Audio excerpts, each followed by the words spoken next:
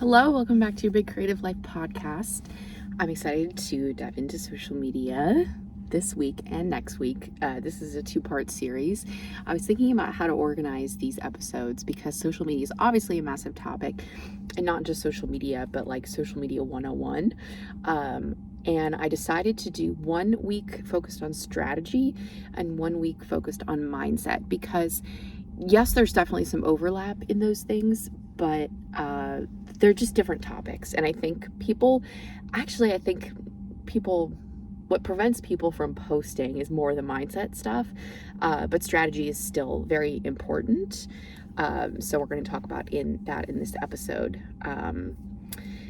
Okay, before we get into it though, I have one announcement, which is I have one spot available in my 6-month coaching program. This is a program for new writers, anyone writing a book, wants to write a book, who's just looking for some support and accountability and editing and coaching along the way.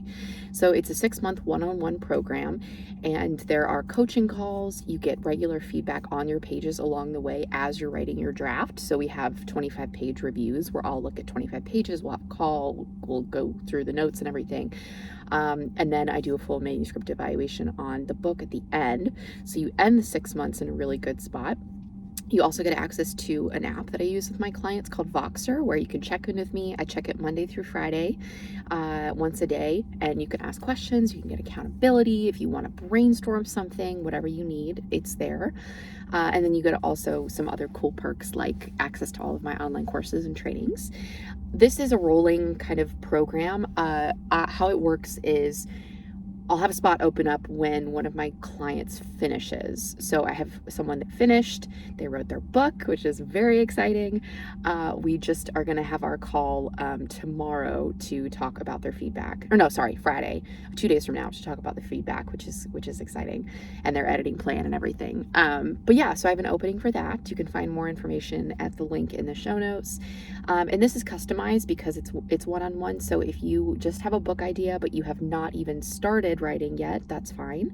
Or if you've written a bit and you're part of the way through, but you want some support in editing and accountability, then that can work as well. If you go to that link in the show notes, it'll take you to a page with more information about what's included, the price, all that good stuff. And then it takes you to a form where you can fill out some information, and I'll get in touch with you. We'll schedule a little Zoom chat just to make sure that we're a good fit to work together, and gives you an opportunity to ask any questions that you want. And yeah,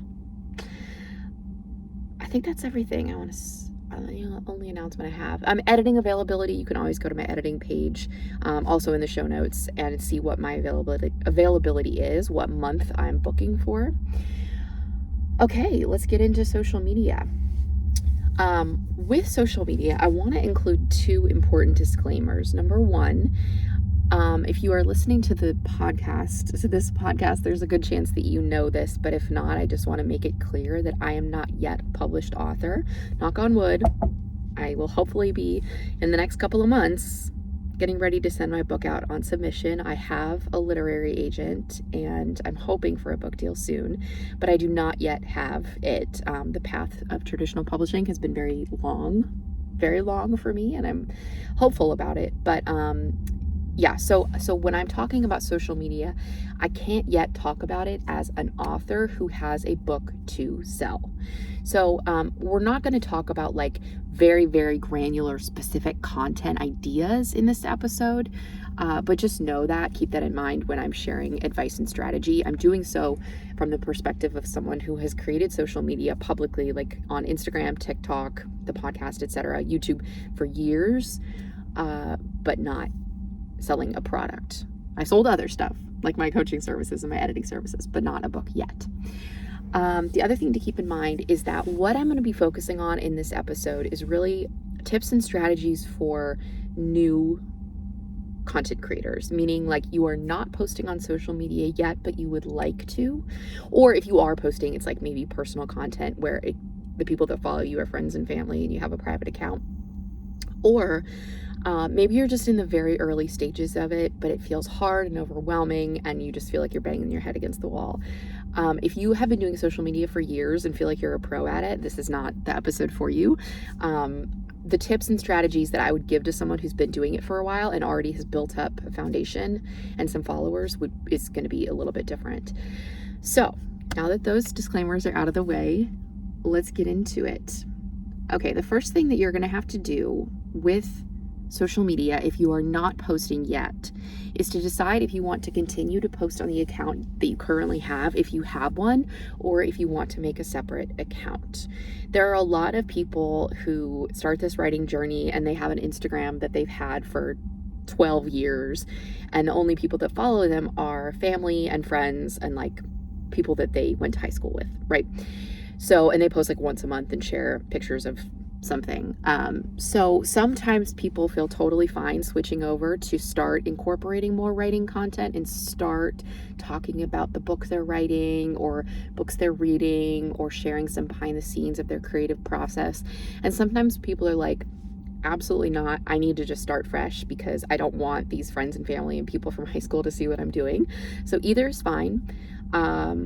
It's just something you'll have to decide. And what I would recommend, my next tip from a strategy perspective, is to pick 2 platforms that you are going to be active on.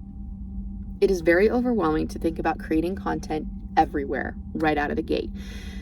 Instead, pick 2 that you think your readers, your ideal readers, if you think about the kinds of people who are going to be reading your books, what platforms are they on? But then also, what do you enjoy?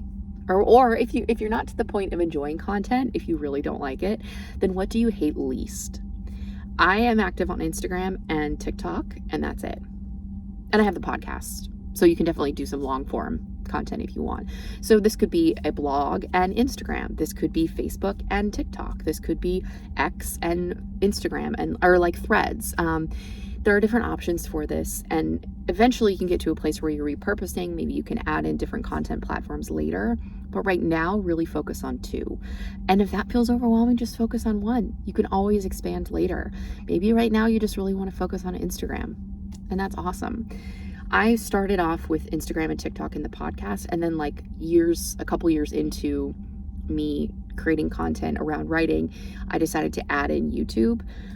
So that was not something I did from the beginning. And honestly, right now, it's not a big focus for me. Like, I repurpose content there. I don't create like original content really for YouTube. It's just not a priority for me.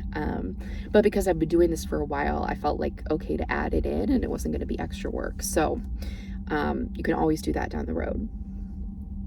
Next up, we're going to talk about content pillars. This is tip number 3. And before we really dive into content pillars and what this is, what this means, it's going to be so much easier to come up with ideas for content if you know who you're creating content for.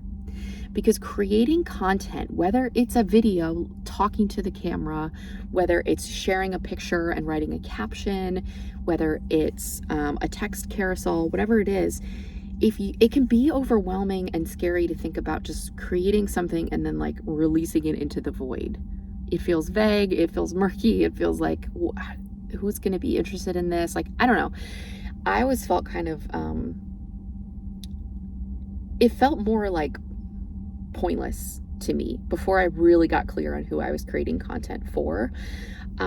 So what a lot of people in the marketing world talk about is creating something called an ideal client avatar, which is just a specific person who represents your ideal client. And they have a set of traits, characteristics, a personality. It's like a weird kind of exercise, honestly, but you can transfer that over to thinking about an author brand and an author account and think about your ideal reader.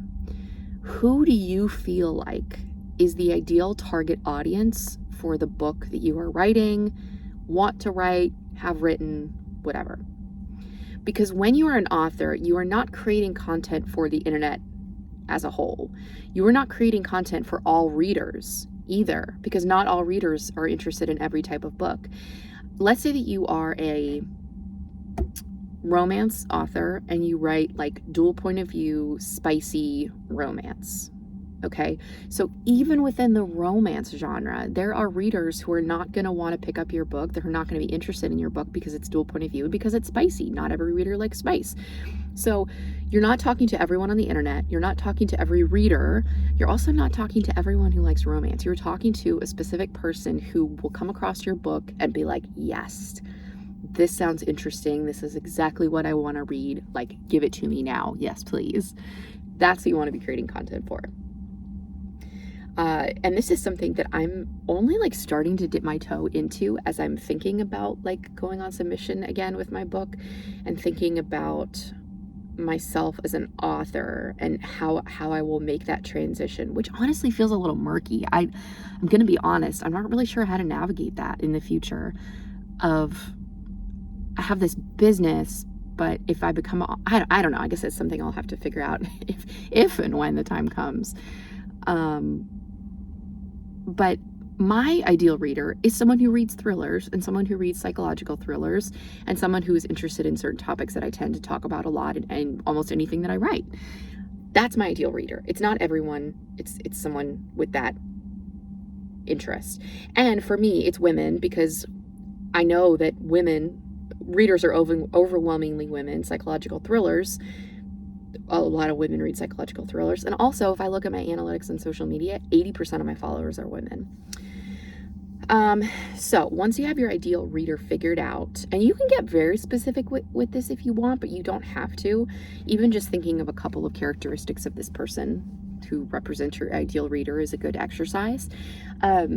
Because then once you know that, you can create content pillars of things that you are going to talk about on social media. And that's basically what a content pillar is. It's a topic. So you have different content topics that you are going to talk about that will help you come up with ideas of what to post on social media.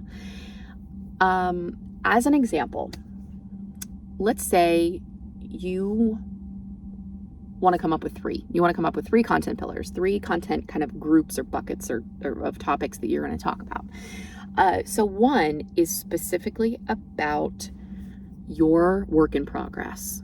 So that means sharing teasers, sharing character art, sharing snippets and like quotes as you write, maybe little footage of you actually typing on your computer, right? So like the work in progress, that's one of your content pillars. One of your other content pillars can be you as a reader. So what are you reading? What things would you recommend? You go into the library, a vlog of you getting a new, like doing a book haul. And then one of your content pillars can be something personal, like your dog. If you have a dog that you absolutely adore and you take for walks every single day and your dog is always curled up next to you when you write, that can be a content pillar. They don't have to be deep. They don't have to be complicated. They don't have to be super personal. But the idea is you're just creating content around those topics. And in this example, I know that the author-reader line can be a tough one because you have to be careful once you become an author of posting reviews of books, but maybe you can find a way to just share, like if you really enjoy something and you want to give it a shout out and give it a plug, like share that with your on your page. I know that gets tricky, but and the way I've settled on it is I don't really talk much about what I'm reading, but I will share if I'm enjoying something a lot. I will share it, and that's like a something I've settled on that feels good for me as a not yet an author, but someone who wants to be and hopefully will be soon. So yeah, those can be your content pillars. And one thing, I have a note here on my little sheet that's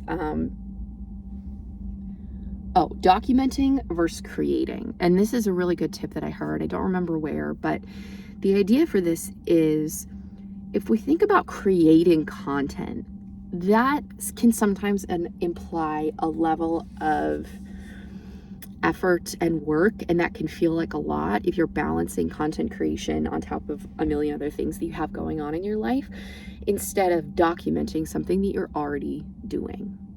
So if we think about our example content pillars, right? What's a way that you could just document what you're already doing and then post it on social media? You can document, if you wrote a really good quote for your work in progress, you can do a little aesthetic picture and type the quote over the picture and put some cool font, and then like share that on Instagram. You can record a video of you walking your dog and share about like a brainstorming exercise that you did recently. So you're documenting that as you're doing it. You can document you reading in a coffee shop. The idea is just to kind of take people along and document what you're doing, as opposed to thinking, okay, this week I have to come up with 22 content ideas, which can sometimes be fun, but can sometimes feel overwhelming. Okay. Next up is consistency. This is huge for a couple of different reasons. And when I say consistency, by the way, I do not mean you have to post every day or every other day even. If this consistency for you, if you are not posting at all, consistency can mean twice a week. Okay, this does not have to be super complicated or that you're churning out content at a rapid pace. It really can be twice a week to start. That's totally fine. But the point is that you're consistent with that 2 times a week, because it does a couple of things. Number one, it keeps you accountable. If you set this intention for yourself, this goal that you're going to post on Instagram 2 times every single week, then you have a goal. You know if you met that metric or not. The other thing it does is it helps you practice. It helps you get more comfortable with content because you're doing it regularly, as opposed to if you create content and post twice in 2 days and then you take a month off, it's probably going to be harder to get back into it. But then the other thing that it does is once you start to gain some followers, it helps you stay top of mind in those people's heads. So myself, let's just take me as an example. If I posted a podcast episode once every 2 months, and I posted like 1 TikTok video every 2 weeks, and maybe posted on Instagram like every couple weeks as well, people would probably stop paying attention at a certain point, or they would just like stop seeking out a podcast. If they're like, well, I don't really know when Katie's going to post a podcast episode. Let me go search Spotify to see if there's one out. Oh, no, there's not one out. And they might do that a couple times and then just be like, forget about it. I don't know when she's going to post a new episode. And in a way, I can see how you could hear me say that and be like, God, that sucks. That means I have to be on social media for life and like post all the time. But it is just about getting in the habit of it. That's what so much of what I'm talking about in this week's episode and strategy episode is just stuff to get you consistent with it. Because when you're consistent, it's just it's easier to do it. It fits into your life. It's just like how I talk about writing. I don't think you need to put your entire life on hold to write a book. There's no reason for you to have to carve out 3 hours of your day every single day to write, unless you really, really want to. And the same thing is true with content creation. It can be a small sliver of your life, something that you do consistently but doesn't take over, and it can be very manageable. And it really does help with accountability. I mean, yes, that people are expecting a podcast episode from me every single Tuesday. That's why I do it. But also it helps me be consistent. I have a goal. Like, I know that I have to put out a podcast episode every single Tuesday. So I just do it. Even if I don't necessarily feel like it, I'm like, well, right now, I think I'm 2 or 3 weeks ahead. So I have 1 episode that's scheduled, and then that's it. So I know I've got to record a couple episodes to catch up. Next up is, my next tip. Okay, this is something I've hinted at, but I just want to explicitly state this because it's so true. You get better at content and more comfortable with content the more that you post content. Okay, this is not one of those things where you can sit and think your way into creating content and creating good content that people, want to watch or they stop scrolling. I look back at my first video that I posted on TikTok, which I did recently for some reason. I can't remember why. It was a few months ago. But there was a reason, and I had to scroll back years on TikTok to look at this video. And it was a video I did about querying and how if you want to get published traditionally, you're going to need a literary agent. And I could easily view that as cringy and be like, oh my God, that's so embarrassing. That's so awkward. I have the pause at the beginning, like the millennial pause. I look uncomfortable. It's not great. The video's not great. But it doesn't matter. I was never going to just sit and think my way into getting more comfortable on camera. I had to post videos in order to practice and to get more confident and comfortable with it. And it's the same thing with content. You've got to get the reps in. You've got to get some form of consistency and have accountability so that you'll do it. And it gets better. It gets easier. You get more confident, and it doesn't take you as long either. Like, recording a video used to take me forever because I would often just re-record it. I would do multiple versions because I wasn't happy with it. And so I just got to a point where I was like, I can't do this. I'm driving myself crazy. It's taking me forever to record a piece of content. And I would also script out videos sometimes. And early on, I just was like, I can't. This is too time consuming to do it this way. So I had to just release it, even though it was like, oh, this video that I'm creating or this post on Instagram isn't perfect, but I'm gonna just release it anyway. Okay. Okay, next up, keep it simple to start. The reason, if creating content feels easy and there's not as much resistance or friction between you and creating content, you're going to be so much more likely to do it. Whereas if you feel like you need to have your makeup done, your hair done, to take a selfie or record a talking video, and you need to have the perfect setup behind you, it's very aesthetically pleasing, and you've got to have fancy camera equipment and fancy lighting, and you have to pay someone to edit for you, and you have to have a specific mic to talk into, and you have to edit it really fancy and make all these quick cuts and everything. If that you think that's what you have to do when you start, it's going to be so much more work to create a video. You do not need that stuff when you are starting out. If down the road you decide you want to add some of it, awesome. But really what you need is just to post the content. You just got to post the things. And don't be a perfectionist about the things that you're creating. And if it's video content or if you are in the picture, really try to release that instinct that so many of us have to make it look perfect. Yes, TikTok and Instagram and some of these social media platforms are visual mediums, but I would much rather, again, what I'm focusing on in this episode is just getting you posting regularly so that you're comfortable with it. And if that means you just take a selfie and you've got a window and it's like, so there's some decent lighting and you've cleaned your camera lens so there aren't smudges on it, then that's all you have to do. Let me look at my list. Keep it simple. I want to talk about faceless content for a second too. This is kind of related to my keep it simple thing. So a lot of us, when we first start posting content, are very scared to show our faces. And we're going to talk a little bit more about some of this fear, the fears that can crop up related to that next week in the mindset episode. But I want to say that if it feels easier for you starting out to create faceless content, that's totally fine.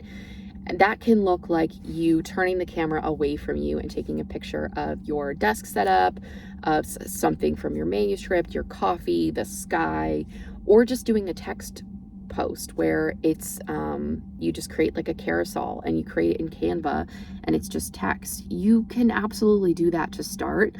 I do think it's a good idea to incorporate your face at least occasionally on your account.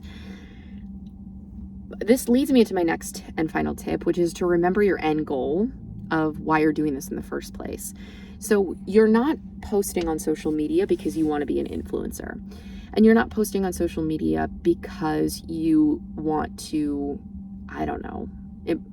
You're posting on social media because it's a tool. It's a tool to help you be an author. In this day and age, in 2025, social media is just part of the game. If you are an author who's been writing since 1991 and you have dozens of New York Times bestselling books and like you don't need to be on social media, then sure, that's a different story. But all of us writing now in the present who are new writers, like we've got to be on social media. That's just part of it. Whether you are wanting to indie publish or try to query to get an agent, you've got to be on social media. Now, there are people who have faceless accounts and are successful in varying capacities.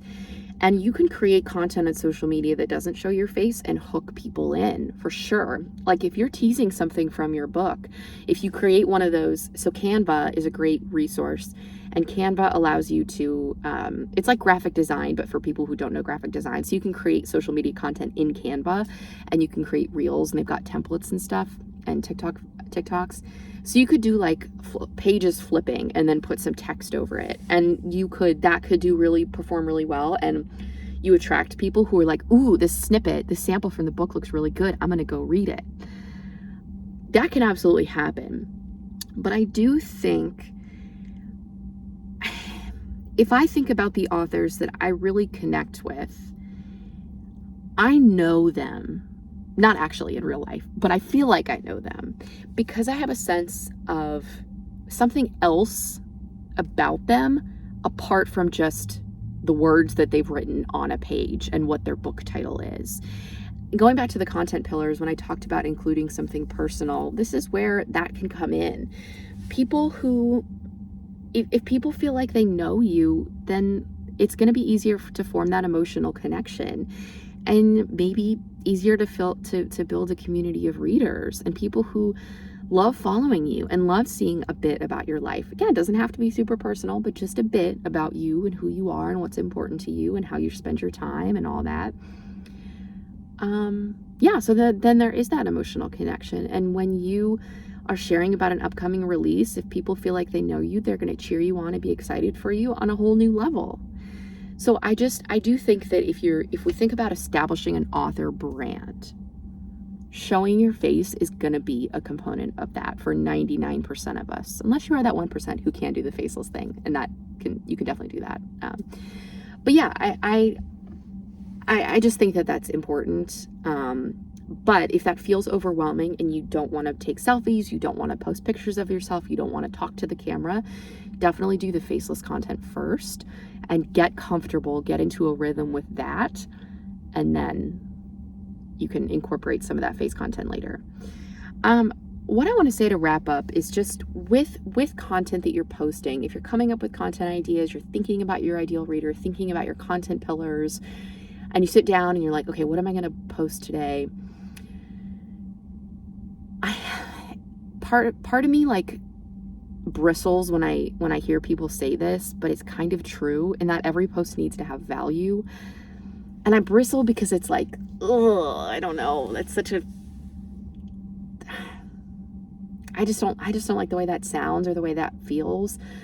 But how I interpret that is there are millions of pieces of social media content being pushed out every single day, right? And in order to get someone to stop, if you come up on their For You page, a video of yours comes up on the For You page or on the Discover page or whatever, or it's suggested somewhere, whether it's video or just text, like if you're on X and something gets, I don't even know how X works. I was on Twitter for a little bit, but I really hated it, so I didn't post on there for long, and I have not even logged into X. I don't know what it looks like, but I'm assuming there's some kind of like home feed. So in the event that someone comes across a piece of content from you and they don't follow you, why would they stop to watch it? Value can just mean you're sharing a really juicy quote from a book that you are writing. Value can mean sharing a really cool latte that you got at a new coffee shop that just opened up in your hometown where you're going to write for a morning. Value doesn't have to be like, here are 3 tips for this thing, blah, blah, blah. Maybe it's something funny and people are going to stop because it's hilarious and relatable. And they're like, oh yeah, I've done that thing. So just be thinking about that. Why someone would stop to consume your piece of content, whatever it is. Especially at the beginning, you have to give people a reason to care about you, which kind of sucks to say it that way, but it's true just with how the algorithm works. So yeah, keep that in mind when you're posting too. Okay, so next week we're going to talk about the mindset piece of it, which is going to be really good because, again, I think that's what stops a lot of people from posting. So if you still feel overwhelmed, if you feel cringy, if you're worried about people perceiving you as you're figuring social media out, definitely check out that episode. Okay, thanks for listening.